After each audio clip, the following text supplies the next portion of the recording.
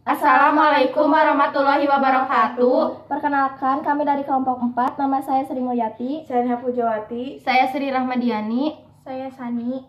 Kami akan mempresentasikan tugas ekonomi bisnis tentang biaya produksi. Pengertian biaya produksi adalah semua pengeluaran yang dilakukan oleh perusahaan untuk memperoleh faktor-faktor produksi dan bahan-bahan mentah yang akan digunakan untuk menciptakan barang-barang yang produksinya perusahaan tersebut. Jangka waktu produksi. Berdasarkan jangka waktunya, biaya produksi dibedakan menjadi biaya produksi jangka pendek dan biaya produksi jangka panjang. Yang pertama, biaya produksi jangka pendek. Dalam jangka pendek, perusahaan selama proses produksinya dapat menambah salah satu faktor produksi, sedangkan faktor-faktor yang lainnya dianggap konstan. Jadi, pada jangka pendek, biaya produksi ada yang sifatnya tetap dan ada yang bisa diubah.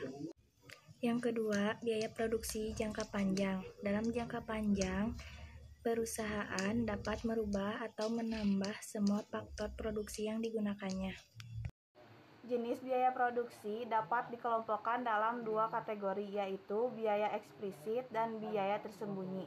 Biaya eksplisit adalah pengeluaran perusahaan yang berupa pembayaran dengan yang tunai untuk mendapatkan faktor-faktor produksi yang diperlukan untuk melakukan kegiatan produksi.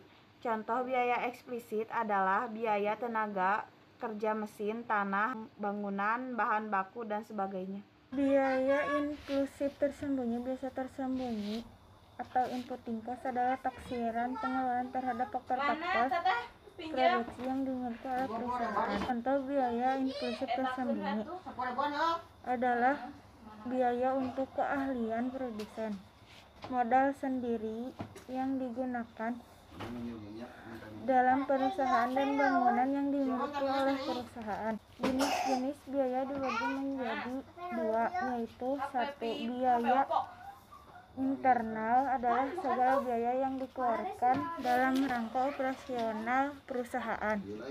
Biaya eksternal adalah biaya yang seharusnya ditanggung oleh perusahaan akibat operasional perusahaan yang menimbulkan dampak negatif bagi lingkungan dan sekitarnya.